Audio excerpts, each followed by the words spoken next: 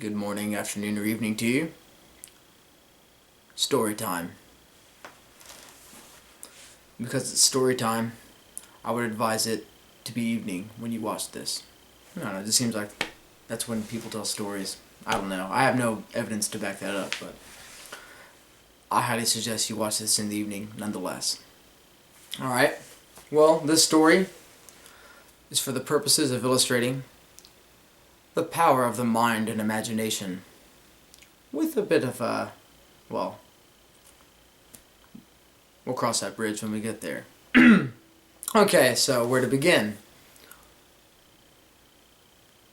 Throughout my life, I have explored the realm of dreams and other curious mental states that hover within the bounds of that region of the mind, which is to say that there are certain states of mind that can be accessed which seem to be in between sleep and awake.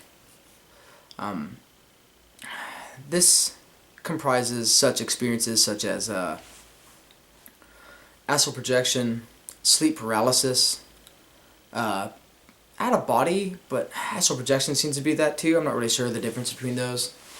Anyway, so yeah, I had from probably about my early teens gained access to certain techniques that enabled me to explore like lucid dreaming and as a sort of inadvertent consequence the sleep paralysis and the astral projection and the like.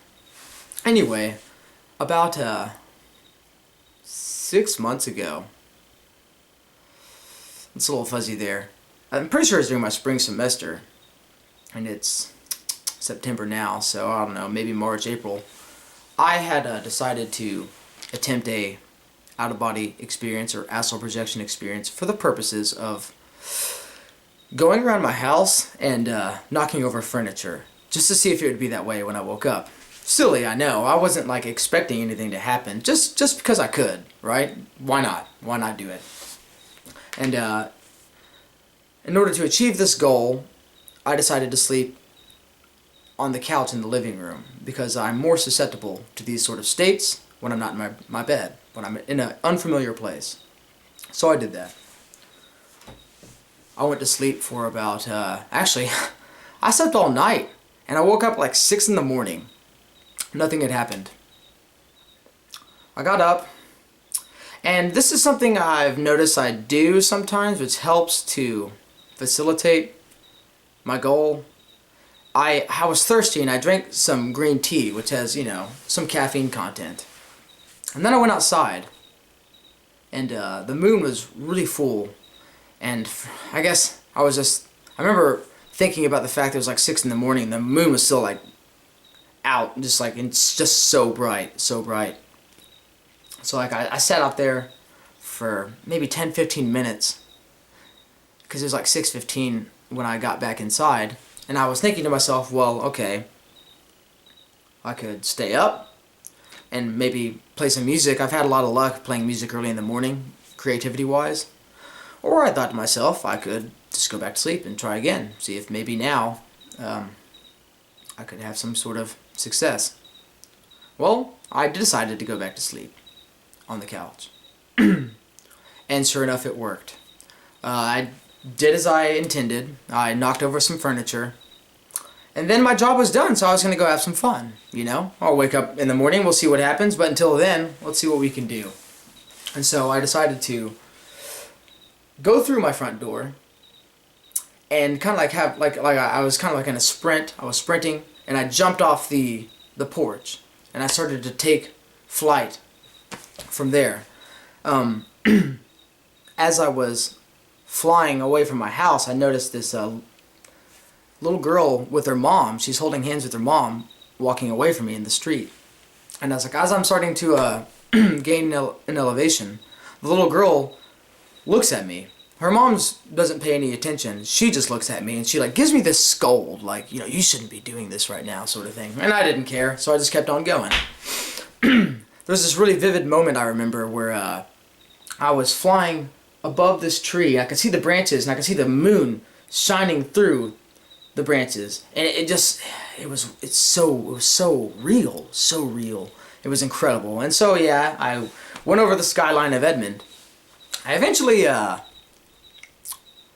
went into this middle-aged couple's house, and they were making breakfast.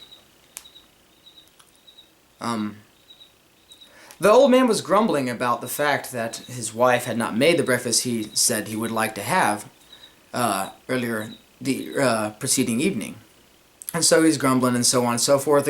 The woman goes across the room and over the corner where I was, and I was like, well, I have nothing to worry about. She won't see me. I'm invisible, right? But she noticed me, and she said something to the effect of like, hey, you know, we can see people like you, and you better get out of here for old Grumps comes in, because he's going to be infuriated that you are invading our privacy, something like that. And so I left, but the guy actually like came after me, and I apologized profusely. I was like, man, I'm really sorry, and he forgave me and seemed actually really pleased with my apology.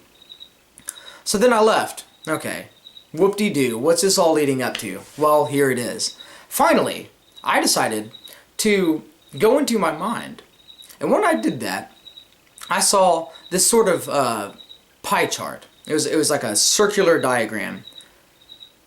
Most of it, 95% of it, was had this whitest pink electric backdrop. It had this whitest pinkish electricity infused backdrop, and superimposed upon it were these multicolored pulsating alien symbols. It represented some kind of schematic of my mind, and I was looking at it. It was like there are all these whirring sounds going about while I was studying it, and that was really interesting. But what really caught my attention was that at the very bottom there's like 5% that was just black. It seemed to represent some sort of blind spot in my mind, some sort of hidden activity that really made the rest of it work. So I got interested in that. I was like, okay, let's see what this is. So I started to descend to it, I guess. I started to focus on it, and as I did that, that small little sliver began to get wider and wider and wider until eventually I just fell through it. And it felt like I was like falling away from everything I've ever known. And in that desperation, I was trying to grasp onto something, anything. And while I was trying to grasp onto anything I could think of, I began to detect this hidden presence. And since I was out of my element, that somewhat caught me off guard. That secret presence was Tom Cruise. Tom Cruise is the puppet master of my mind. Or maybe, hopefully, I was just trying to find something I could recognize, and Tom Cruise happened to be the first thing I could think of. I'm not sure myself, and when it comes to your own conclusion, I'll leave that to your ingenium. Thank you very much.